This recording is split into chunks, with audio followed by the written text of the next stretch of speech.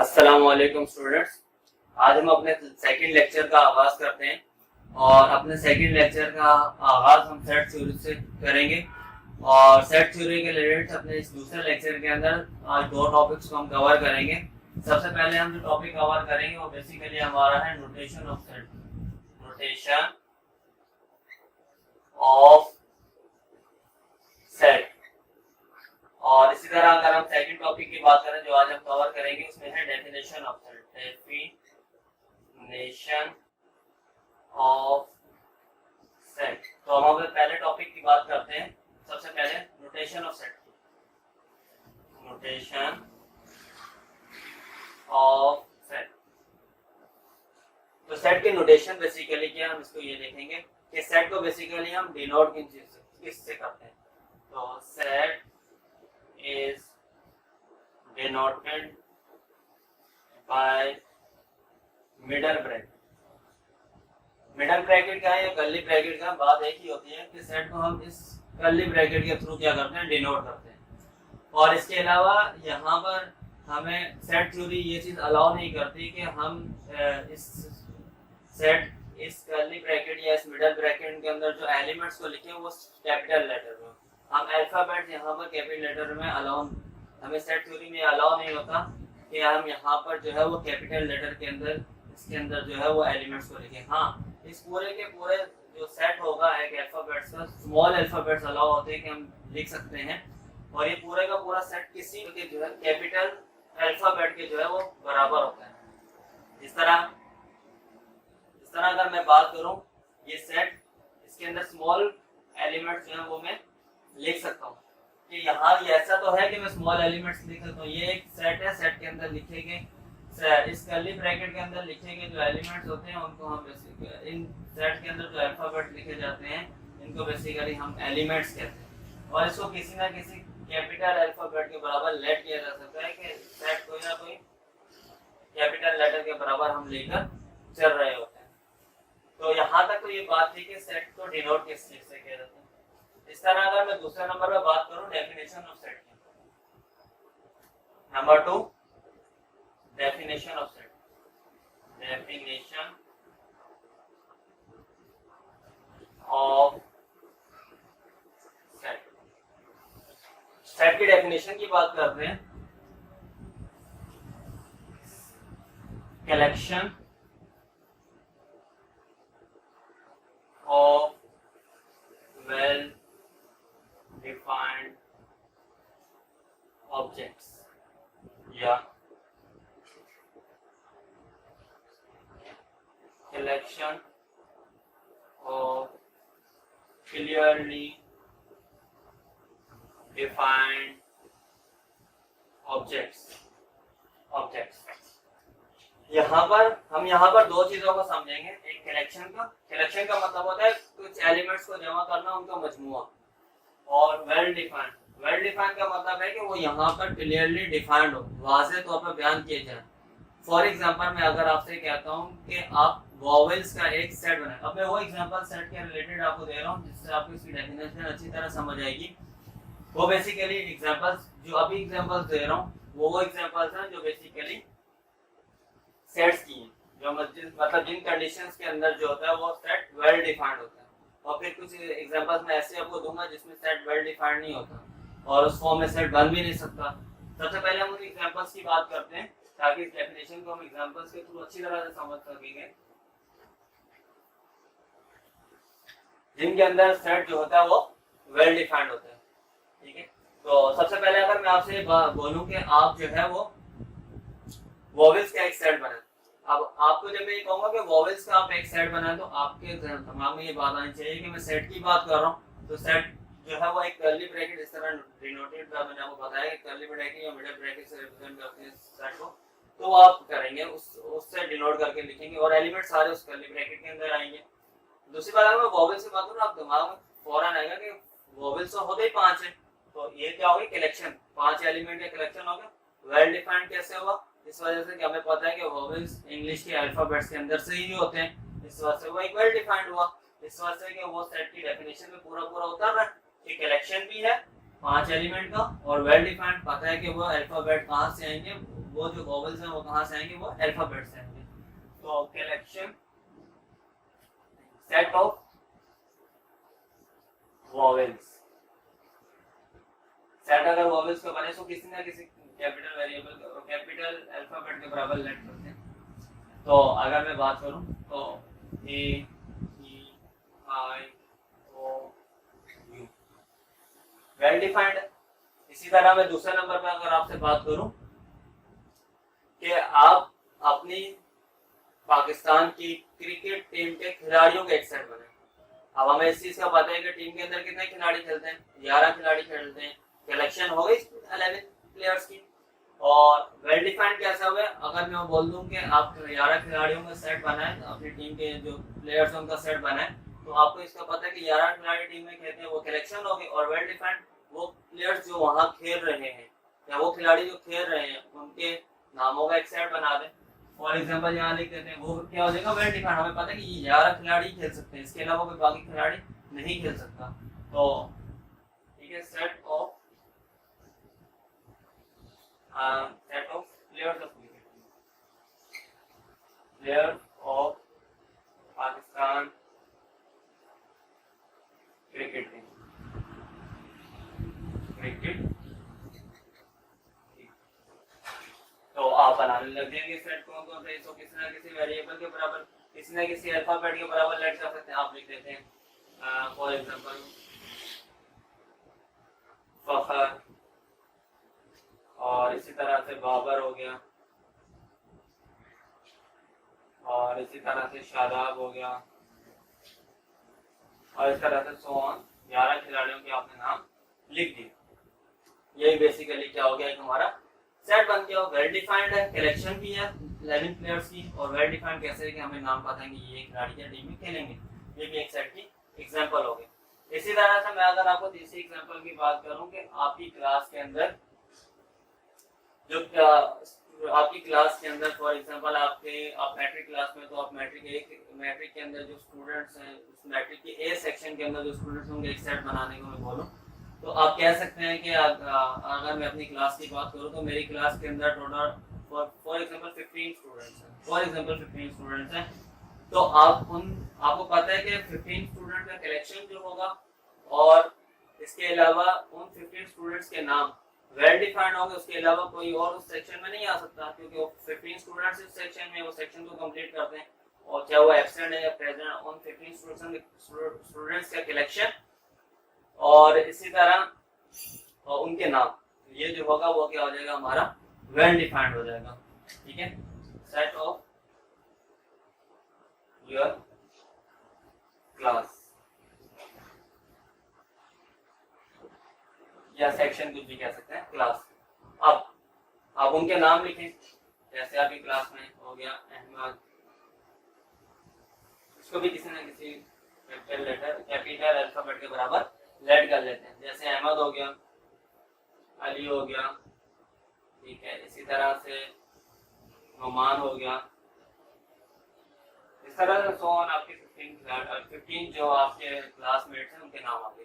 तो ये भी एक कलेक्शन 15 का, और वेल डिफाइंड के उनके नाम हमें पता है कि ये भी इस सेक्शन के अंदर या इस क्लास के अंदर जो है वो मौजूद है। ठीक है, आई होप कि आपको 3 एग्जांपल के through collection of well defined objects की बात समझ आई होगी कि सेट की डेफिनेशन को आपने इन 3 एग्जांपल की तरह, उम्मीद है कि आपको अच्छा समझ आया होगा और इस चीज को आप जो है वो समझ गए होंगे। इसी तरह अगर मैं बात करूं उस सेट के उन एग्जांपल्स की जिनके अंदर सेट जो होता है वो वेल डिफाइंड नहीं होता। अब मैं उन एग्जांपल्स की बात कर रहा हूं जिनके अंदर सेट वेल डिफाइंड नहीं होता। ठीक है, ये वो एग्जांपल्स हैं जिनके अंदर सेट वेल डिफाइंड नहीं होता। नंबर 1, अगर मैं बोल दूं आपसे कि आसमान में मौजूद सितारों का आप एक सेट बनाएं, आसमान में जो मौजूद सितारे हैं उनका आप एक सेट बनाएं, set of star in sky, आसमान में मौजूद सितारे उनका सेट बनाएं। आप अगर कोई कहे कि मैं बना सकता हूँ, तो अब यहाँ पे कोई एग्जांपल दे रहा है जिसमें ये कलेक्शन तो है वेल डिफाइंड है। फॉर एग्जांपल एक स्टूडेंट ने कैलकुलेट कर लिया, एक शख्स है उसने बोला कि मैं कैलकुलेट कर सकता हूँ, और क्या कैलकुलेट कर लिया, फॉर एग्जांपल आसमान पे जो स्टार्स हैं वो 5 ले गए।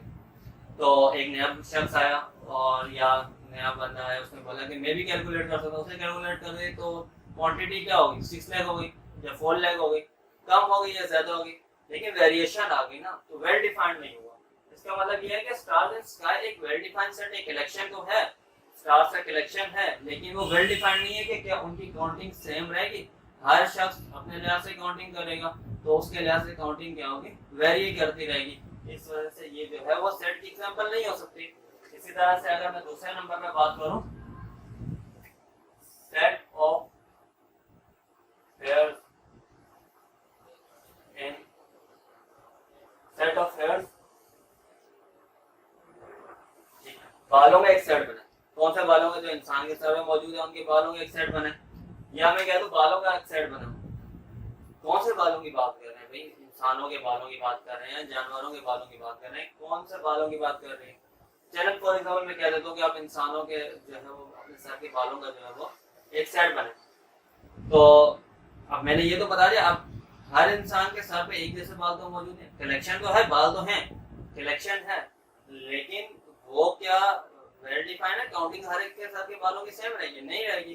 इस वजह से ये भी जो है वो एक सेट कलेक्शन तो है सेट का, लेकिन यहाँ पर सेट वेल डिफाइंड भी नहीं है, ना ही क्लियरली डिफाइंड है, कुछ भी नहीं, ठीक है।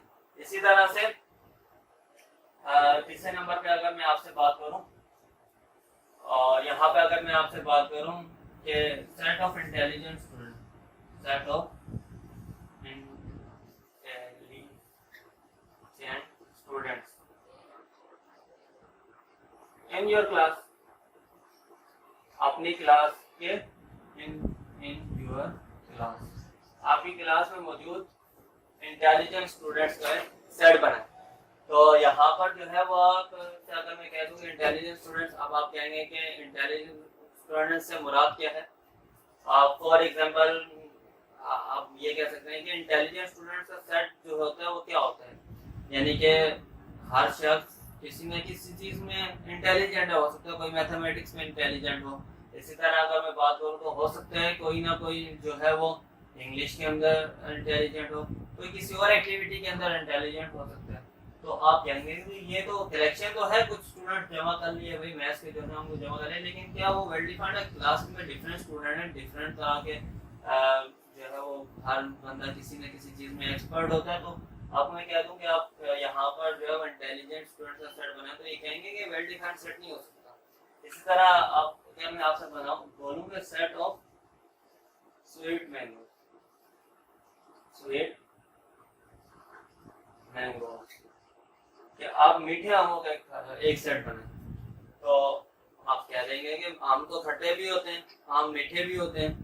अब मीठे आमों से मुराद क्या है, कौन से भाई मीठे आमों का मैं सेट बनाऊं, तो ये लफ्ज जो इंटेलिजेंट है या ये मीठे आम है, ये अपने आप में कोई वेल डिफाइंड नहीं होते, इस वजह से ये वेल डिफाइंड नहीं है, और अगर ये वेल डिफाइंड नहीं है तो उसका मतलब ये सेट भी नहीं है, और ये सेट हो भी नहीं सकते, ठीक है। तो आई होप कि आपको इन दो एग्जांपल्स के, आपको मैंने कुछ 3 एग्जांपल्स वो दी जिनमें वो सेट जो होता है वो क्लियरली डिफाइंड होता है, और ये कुछ एग्जांपल ऐसे हैं कि जिनके अंदर सेट जो होता है वो वेल डिफाइंड नहीं होता। अच्छा, तो यहाँ पर मैं आपको एक बात ये भी बताना भूल गया कि अगर मैं आपसे ये कह रहा था कि आप अपनी क्लास के अंदर मौजूद जो है वो स्टूडेंट्स का सेट, फॉर एग्जांपल मैं आपसे कह देता हूँ कि सेट की यहाँ पर एक खासियत होती है कि सेट के अंदर कोई वेरिएबल या कोई भी एलिमेंट रिपीट नहीं हो सकता, ये सेट की एक खासियत। और दूसरी बात यह कि अगर मैं आपसे कह देता कि फॉर एग्जांपल आप क्लास में मौजूद जो स्टूडेंट्स हैं, आपके दोस्त वगैरह हैं, उनके फर्स्ट अल्फाबेट का एक सेट बना, तो फर्स्ट अल्फाबेट में अगर मैं यहाँ देखूँ अहमद और अली की एग्जांपल ही ले लूँ एक चौथे नंबर पे, तो यहाँ पर आप कहेंगे कि तो यहाँ पर तो 2 आ गए, तो अहमद भी आ गया, अली भी आ गया, तो यहाँ पर तो ए 2 आ गए, तो मैं क्या करूँगा, तो आप इसमें क्या करेंगे, आप इसमें नाम दे देंगे अहमद A1 को आप अहमद को बता देंगे कि हम आपको A1 से रिप्रेजेंट कर रहे हैं, और अली को क्या देंगे हम आपको A2 कह रहे हैं, इस तरह बाकी N आ गया और सो ऑन, इस तरह जो स्टूडेंट 2 नाम के आते जाएंगे उसको इस तरह A1 और A2 करके नाम दे दिया, और उनको बता दिया कि अहमद जो है उसका A1 है और जो अली है उसको हमने A2 कह दिया, ताकि सेपरेट हो जाए, एक सेट बन जाए, इस वजह से हम यहाँ पर इसको जिक्र रहे, तो ये भी एक जो है वो वेल डिफाइंड है, ठीक है। तो आई होप कि यहाँ तक आपको जो है वो बात समझ आ गई। अब मैं कुछ इम्पोर्टेंट सेट्स की बात करता हूँ। तो स्टूडेंट्स मैं यहाँ पर कुछ सम इम्पोर्टेंट सेट्स की बात करता हूँ। सबसे पहले नंबर पे हम जो सेट डिस्कस करते हैं वो नेचुरल नंबर होता है। n natural number, set of natural number कहाँ से स्टार्ट होते हैं? 1 2 3 4 और सो ऑन चलते रहते हैं। इसी तरह यहाँ पे दूसरा नंबर पे मैं बात करूं तो whole number, set of whole number जो कि 0 से स्टार्ट होते हैं। 0 1 2 3 4 और सो ऑन इसी तरह चलते रहते हैं। इस तरह तीसरा नंबर पे अगर मैं बात करूं even number, set of even number 0 2 4 6 8 so on इस तरह ये भी चलते रहेंगे। नंबर 4 पर अगर मैं बात करूं, ये सेट सारे वेल डिफाइंड सेट हैं, ठीक है। और इस तरह ऑड नंबर्स की बात करूं, odd numbers, set of odd numbers 1 3 5 7 9 dot dot इस तरह ये चलते रहेंगे। इस तरह नंबर 5 पे अगर मैं बात करूं प्राइम नंबर से,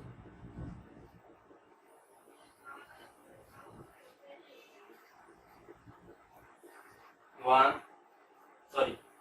2 3 5 7 11। प्राइम नंबर वो नंबर होता है जो सिर्फ अपने टेबल में आते हैं और उनके मैक्सिमम फैक्टर दो होते हैं। कंपोजिट नंबर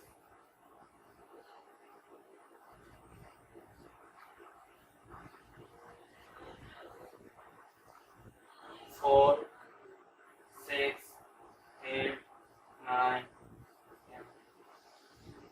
वो तमाम के तमाम नंबर जो प्राइम नंबर ना हो और रिमेनिंग जो नंबर्स हैं वो सारे के सारे कंपोजिट नंबर आते हैं। अच्छा, यहाँ पर एक रीजन आता है कि 1 is not a prime number और अ कंपोजिट नंबर। 1 ना ही प्राइम नंबर है ना ही कंपोजिट नंबर है। इसका रीजन, प्राइम नंबर वो नंबर होते हैं जिनके मैक्सिमम दो फैक्टर हो, एक 1 और एक इटसेल्फ वो खुद। जैसे अगर मैं 2 की बात करूं, प्राइम नंबर के अंदर 2 के दो फैक्टर बनते हैं, एक 1 1 2 2 और 2 1 2, एक 2 इटसेल्फ फुल और एक 1। इस वजह से प्राइम नंबर और कंपोजिट नंबर होते हैं जिनके मोर देन 2 फैक्टर हो।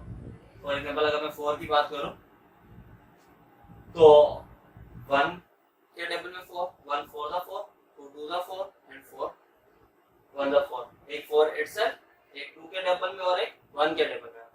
तो इसका मतलब है कि और अगर मैं 1 की बात करूं तो 1 का एक ही फैक्टर बनता है। तो इस वजह से ना ही 1 जो है वो प्राइम नंबर है, ना ही 1 जो है वो कंपोजिट नंबर है। नंबर 7 की जो बात करते हैं वो रहते हैं इंटीजर्स।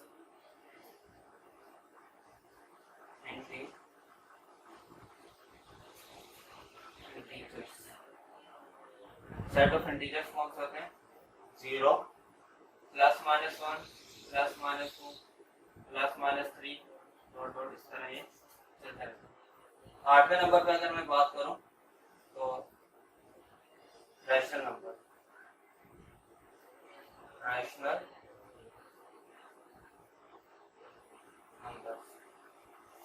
वो कौन से होते हैं? x such that x which is equal to p upon q, comma q is not equal to 0, comma p and q belongs to integers। इस तरह अगर मैं नंबर 9 पे बात करूं तो वो कहलाते हैं irrational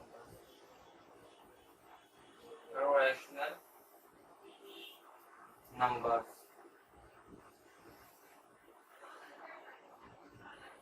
x such that x is not equal to p upon q, comma q is not equal to 0, comma p and q belongs to integer। और इसी तरह मैं नंबर 10 पे बात करूं, रियल नंबर या रियल लाइन, रियल नंबर या real length.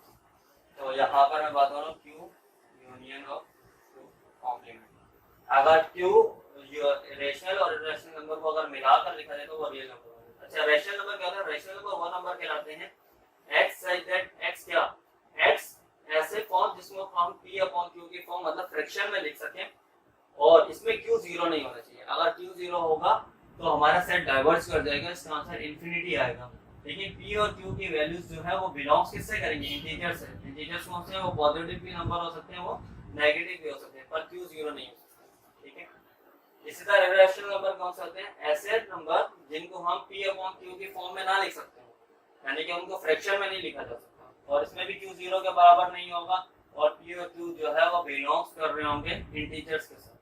और फिर रियल नंबर कौन से होते हैं? इसमें वो होता है कि जैसे मैंने आपको भी बताया थोड़ी देर पहले कि रैशनल और इरेशनल नंबर का यूनियन मतलब उनको मिलाकर लिख देना, वो क्या कहलाता है? हमारे रियल नंबर कहलाते हैं। तो यहाँ पर अब मैं बात करूंगा रैशनल नंबर्स को एग्जांपल्स के थ्रू, अब डिटेल में बात करूंगा इरेशनल और रियल नंबर, इन तीन को हम एक्सप्लेन करेंगे डिटेल में। सबसे पहले रैशनल नंबर की बात करते हैं। रैशनल नंबर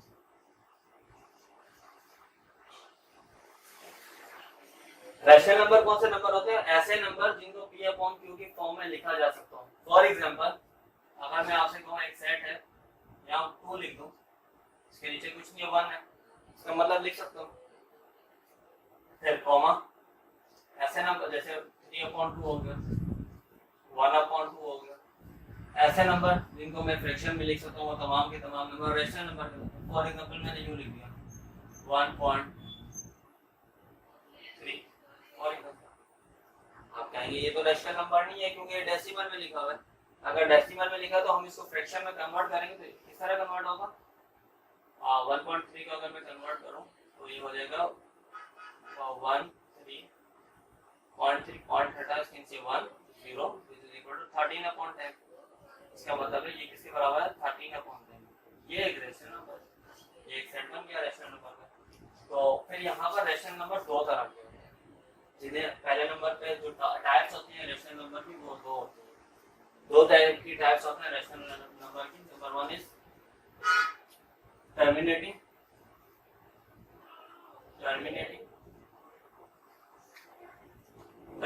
नंबर्स कौन से होते हैं? टर्मिनेटिंग नंबर वो होते हैं जो किसी एक खास जिनकी डिवीजन कंप्लीटली होती है। यूं समझ लें आप, ऐसा नंबर जो कंप्लीटली डिवाइड होते हैं वो क्या कहलाता है? वो टर्मिनेटिंग कहलाते हैं और वो रैशनल नंबर होते हैं। फॉर एग्जांपल अगर मैं आपसे बात करूं 1/2 को मैं डिवाइड करूं 0.5, इस तरह अगर आप ये टर्मिनेट हो गया 0.5 के बाद, उसके बाद कोई मजीद नंबर नहीं आ सकता। इस तरह अगर मैं आपसे कहूं 3/2 तो ये भी हो जाएगा टर्मिनेट 1/1.5। और अगर मैं इस तरह 1/4 की बात करूं ये आ गया 0.25, ये क्या हो गया? ये टर्मिनेट हो गया, ये टर्मिनेटिंग डेसिमल। ठीक है। और इसी तरह एक दूसरी टाइप भी होती है जिसको हम कहते हैं नॉन टर्मिनेटिंग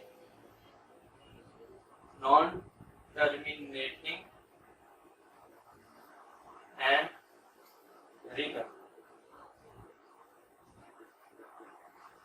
रिकरिंग।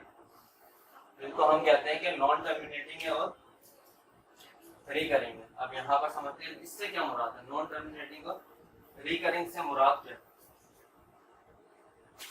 अगर मैं यहाँ पर नॉन टर्मिनेटिंग की बात करूँ, ऐसे नंबर जो किसी न किसी कंप्लीट यूज समझ लेते हैं कि ये कहीं ये जो कंप्लीटली डिवाइड ना हो। फॉर एग्जांपल अगर मैं 1/3 की बात करूँ तो इसका आंसर अगर मैं करूँगा 0.333, इस तरह जो है ये क्या होगा? वो चलता रहेगा। ये 1/3 एक डेसिमल नंबर है जो कि चलता रहेगा। इसी तरह से अगर मैं यहाँ देखूँ 10/3 तो इसका आंसर क्या आएगा? 3.3333। सोन इसी तरह से ये चलता रहेगा। तो क्या ये एक रैशनल नंबर है? अगर ये रैशनल नंबर है तो अकॉर्डिंग टू कंडीशन तो इसको हम फ्रैक्शन के बराबर की भी क्या है वो लिख सकते हैं। क्या 0.3333 को अगर मैं सॉल्व करूं तो क्या वो 1/3 के बराबर आ जाएगा? अगर आ जाएगा तो इसका मतलब है कि ये भी एक रैशनल नंबर है। और ये रिकरिंग इस वजह से कहते हैं क्योंकि एक स्पेसिफिक पैटर्न के बाद उस नंबर को रिपीट कर दिया, जैसे 3 ही रिपीट हो रहा है और ये 10 एंड इनफाइनाइटली 3 चलता रहता है, तो ये 3 और इनफाइनाइटली 3 चलता रहेगा। सोचने की बात है, इनफाइनाइटली चल रहा है, उसको मैं अपॉन फ्रैक्शन में कैसे ला सकता हूँ, आगे करके देखते हैं। और फॉर एग्जांपल हम इसको यूं भी लिखा जाता है, बात जगह पर इसको जैसा लिखा जाता है, और कोई नंबर रिपीट हो रहा हो ना तो उसको ऐसे लिखते हैं 0.3 ऊपर डॉट डाल देते हैं, या 0.3 लिख के ऊपर बार डाल देते हैं। इसका मतलब जिसके ऊपर बार या डॉट डाला हुआ है इसका मतलब यही रिपीट हो रहा है, ठीक है।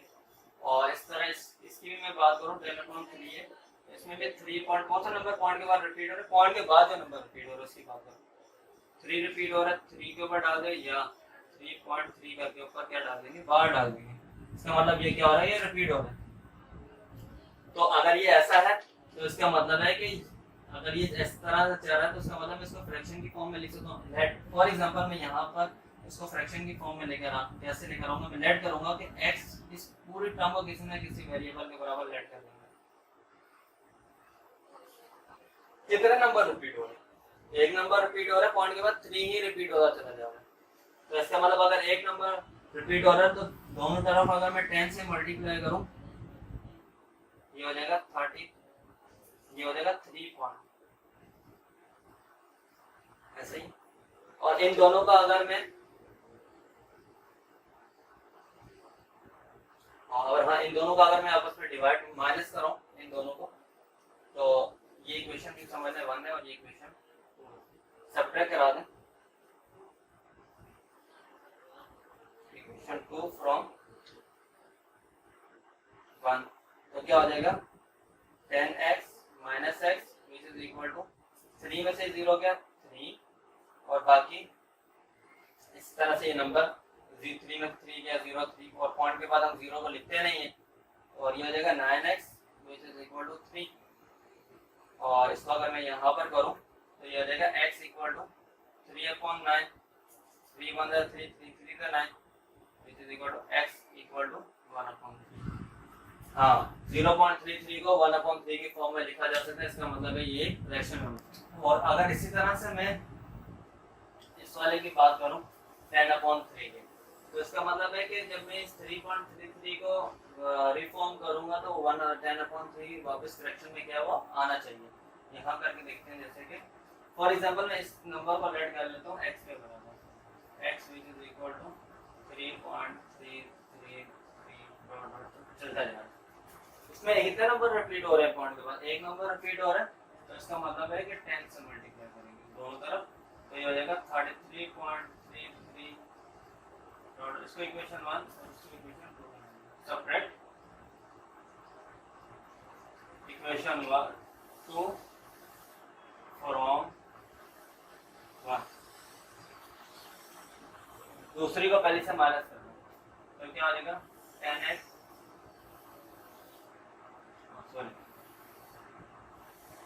1 फ्रॉम 2, तो इसमें क्या होगा 10x minus x which is equal to, यहाँ से गया तो ये कितना बच गया 30.30, यहाँ 30 बच। इस तरह से अगर हम ये करेंगे तो ये 9x हो जाएगा इक्वल टू 30, तो x which is equal to 30/9, 3 3 9 and 3 10 30, x equal to 10/3। इसका मतलब है कि 3.333 भी एक जो है वो रेशनल नंबर है, लेकिन वो नॉन टर्मिनेटिंग है और रिकरिंग है, नॉन टर्मिनेटिंग है और रिकरिंग है, यानी टर्मिनेट नहीं हो रहा, कोई ब्रेक नहीं हो रहा, इनफाइनाइटली चल रहा है। और रिकरिंग का मतलब कोई ऐसा नंबर पॉइंट के बाद जो रिपीट हो रहा हो।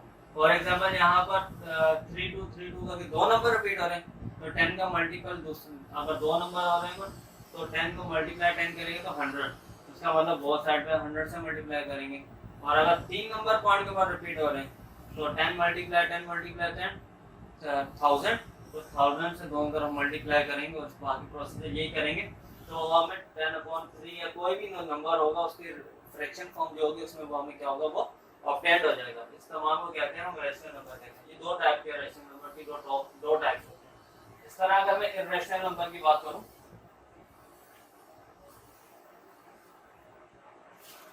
इस तरह अगर मैं इर्रेशनल नंबर की बात करूं, इर्रेशनल नंबर इर्रेशनल नंबर की बात करूं तो इर्रेशनल नंबर क्या है जिसको मैं p अपॉन q की फॉर्म में ना लिख सकूं। फॉर एग्जांपल अगर मैं स्क्वायर रूट 2 की बात करूं, 2 खाली 2 जो है वो रैशनल है, लेकिन 2 का स्क्वायर रूट ये एक इर्रेशनल नंबर है। इस तरह स्क्वायर रूट 3 हो गया, इस तरह डॉट डॉट करके और से बहुत एक्सपोनेंशियल हो गया, पाई हो गया, इस तरह और भी बहुत से एलिमेंट्स हैं जो सेट के अंदर जो है वो आ सकते हैं, जो कि p अपॉन q के फॉर्म में नहीं लिखे जा सकते। अगर फॉर एग्जांपल मैं रूट 2 की बात करूं तो ये क्या होता है 1.414 तो इस तरह नंबर जो होगा वो चलता रहेगा, लेकिन वो अपने पैटर्न को रिपीट नहीं करेगा। और इस तरह अगर मैं स्क्वायर रूट ऑफ 3 की स्क्वायर रूट ऑफ 2 है, और अगर इस तरह स्क्वायर रूट ऑफ 3 की बात करूं तो आता है 1.732 डॉट डॉट डॉट डॉट करके ये भी चलता रहेगा, पर ये खास पैटर्न में अपने आप को रिपीट नहीं करेगा। इर्रेशनल नंबर की एक ही टाइप होती है जिसे हम नॉन टर्मिनेटिंग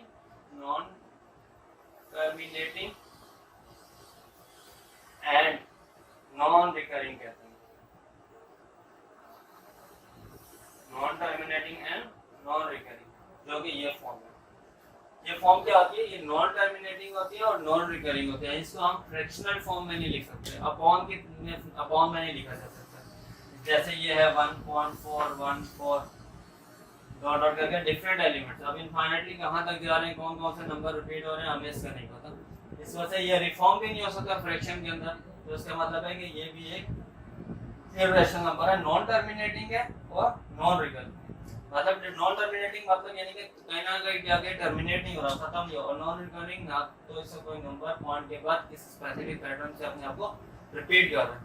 ठीक है, इसके बाद हम अपने लास्ट टाइप की बात करते हैं, इसको हम कहते हैं रियल नंबर या रियल लाइन। हम रियल लाइन ले लें, वो क्या होता है, या नंबर। रियल नंबर की बात करें या रियल लाइन की बात करें, वो क्या होता है, ये एक लाइन होती है जिसमें ये रियल लाइन या रियल नंबर होता है जिसमें q मतलब रैशनल नंबर और इर्रेशनल नंबर को मिलाकर लिखा जाता है। ये लाइन का सेंटर पॉइंट 0 होता है और इसके राइट साइड पे पॉजिटिव नंबर्स होते हैं और इसके ऑपोजिट साइड पे नेगेटिव नंबर होता है।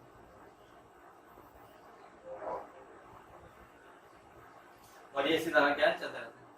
ये लाइन जो होती है वो कहीं से ब्रेक हुई नहीं होती, और रियल लाइन वो लाइन होती है जिसमें रियल नंबर कोई भी हो, इमेजिनरी की बात नहीं कर रहा, रियल नंबर की बात, कोई भी ऐसा नंबर जो आप सोचो और वो इस लाइन में मौजूद ना हो, ऐसा नहीं हो सकता।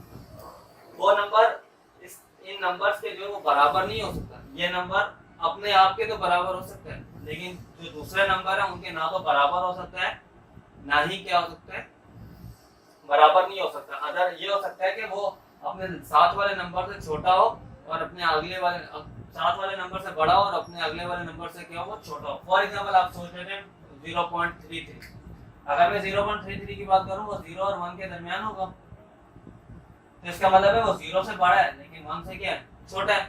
तो इसी तरह अगर मैं -1.5 की बात करूं तो -1.5 जो है वो -1 से तो बड़ा है, -1 से तो छोटा है, लेकिन -2 से क्या है, वो बड़ा है। वो इस वजह से क्योंकि नेगेटिव के अंदर जो नंबर 0 के जितना ज्यादा करीब होता है वो उतना बड़ा होता है। -1 से तो ये बड़ा है, सॉरी -1 से तो ये छोटा है -1.5, लेकिन -2 से ये क्या है, ये बड़ा है। तो ऐसे नंबर जो होते हैं वो तमाम के तमाम नंबर रियल नंबर कहलाते हैं। इसमें जाहिर सी बात है हम रैशनल नंबर्स भी इन्वॉल्व होंगे, इर्रेशनल नंबर्स भी जो कि रियल हो वो इन्वॉल्व होंगे। इसका मतलब है कि वो रियल नंबर या रियल लाइन कहलाते हैं। ठीक है बेटा, यहाँ तक उम्मीद है कि आपको ये लेक्चर अच्छी तरह से समझ आया होगा। अगर फिर भी आपको कोई क्वेरी हो तो आप कमेंट कर सकते हैं। और इसके अलावा ये है कि जो है ना वो आप यूट्यूब चैनल को जो है वो हमारे सब्सक्राइब कर दें, ताकि जो है वो आने वाली जो भी वीडियोस हैं जो मैं अपलोड करूँ वो आपको नोटिफिकेशन के साथ मिलती रहें, ताकि आप लोग भी जो है बिल्कुल बेसिक से हम मैथ्स को लेकर चल रहे हैं, ताकि आपको बिल्कुल बेसिक कॉन्सेप्ट जो है वो क्लियर हो जाए। इंशाल्लाह नेक्स्ट लेक्चर में मुलाकात होती है, तब तक आप अपना ख्याल रखिएगा। अल्लाह हाफ़िज़।